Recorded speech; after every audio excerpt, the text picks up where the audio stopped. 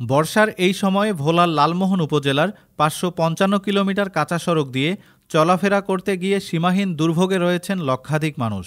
একটু বৃষ্টি হলেই কিছু কিছু এলাকার এসব কাঁচা সড়ক পানিতে নিমজ্জিত হয়ে কাদাময় হয়ে যায়, যার ফলে এসব সড়কগুলো দিয়ে পায়ে হেঁটে চলাও চরম দুষ্কর হয়ে পড়ে।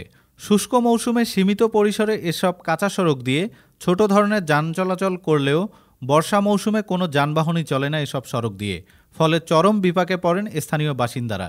এমন পরিস্থিতিতে কিছু কিছু এলাকার মানুষ এক প্রকার গৃহবন্দির মতো দিন পার করেন।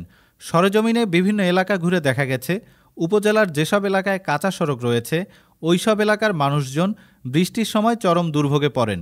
ঘরে থেকে বের হওয়াই এসব মানুষের কাছে দুষ্কর হয়ে পড়েছে। বৃষ্টিতে বেহাল এমনই একটি সড়ক লালমোহনের রমাগঞ্জ ইউনিয়নের ডাক্তার আজাহার উদ্দিন সড়কের পূর্ব মাথার ব্রিজের পূর্ব পাশ থেকে ধলিগৌরনগর ইউনিয়নের কাজীর বাজার পর্যন্ত যাতায়াতের সড়ক।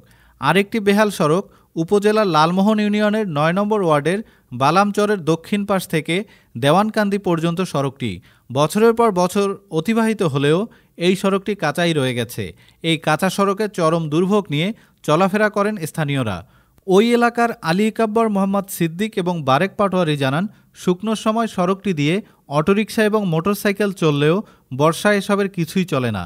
এমনকি পায়ে হেঁটে চলাফেরা করাও প্রায় অসম্ভব হয়ে পড়ে। খুব বেশি প্রয়োজন না হলে এই এলাকার অনেকেই বর্ষার সময় ঘর থেকে বের হন না। বলতে গেলে বর্ষা মৌসুমে এক প্রকার জিম্মি দশায় থাকেন এই এলাকার মানুষজন। আমরা দ্রুত এই কাঁচা সড়কটি পাকা করার দাবি জানাচ্ছি। এ বিষয়ে এলজিইডির লালমোহন উপজেলা প্রকৌশলী রাজীব সাহা বলেন, উপজেলার কাঁচা সড়কগুলোর ভেতর থেকে গুরুত্ব বিবেচনায় এর মধ্যে ১০২ কিলোমিটার সড়ক পাকাকরণের লক্ষ্যে ঊর্ধ্বতন কর্তৃপক্ষের কাছে প্রস্তাব পাঠানো হয়েছে। ওই প্রস্তাবটি পাশ হয়ে বরাদ্দ পেলেই ১০২ কিলোমিটার সড়কের কাজ শুরু করা যাবে। এছাড়া অন্য যেসব কাঁচা সড়ক রয়েছে সেগুলো পাকাকরণের জন্য পর্যায়ক্রমে প্রস্তাব পাঠানো হবে।